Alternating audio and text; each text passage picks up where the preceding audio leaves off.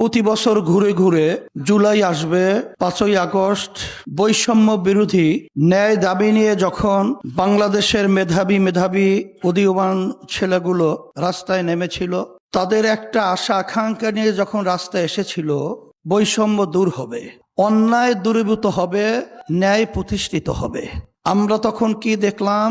পাখির মতো এই বাংলাদেশের যারা নাকি দায়িত্ব পালন করেছিল প্রশাসন এবং যারা দেশ পরিচালনা করেছিল, তাদের নির্দেশে আমাদের বাংলাদেশের মানুষগুলোকে, আমাদের উদীয়মান ভবিষ্যৎ প্রজন্ম সন্তানগুলোকে, আমাদের হাফেজ আলেম ছেলেদেরকে, বিভিন্ন পর্যায়ের ছোট বাচ্চাদেরকেও তারা এই নির্মম হত্যাযজ্ঞ থেকে তারা কিন্তু ফেরে নাই।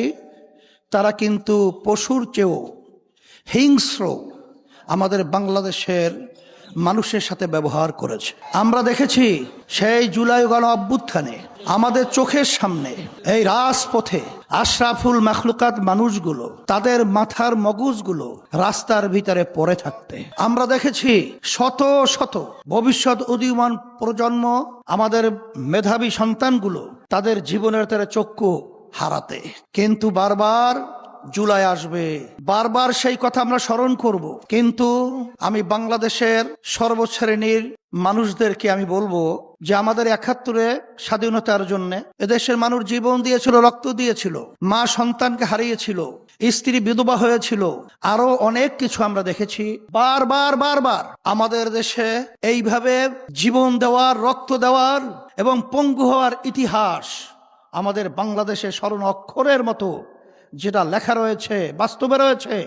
কিন্তু আমরা যে লক্ষ্য উদ্দেশ্য নিয়ে বারবার রাস্তায় আসি, এই দেশটাকে একটা সোনার দেশ তৈরি করার জন্য, আমরা বারবার যে রাস্তায় আসি বৈষম্য দূর হওয়ার জন্য, আমরা বারবার যে রাস্তায় জীবন বিলিয়ে বারবার রাজপথে আসি, কেন?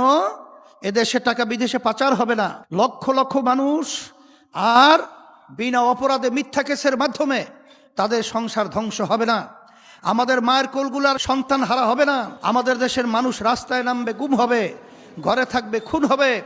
আর সেই মায়ের কথা আমাদের কানে আর শুনতে হবে না যে আজকে কয়েকদিন পর্যন্ত আমার সন্তান আমাকে মা বলে ডাক দেয় না।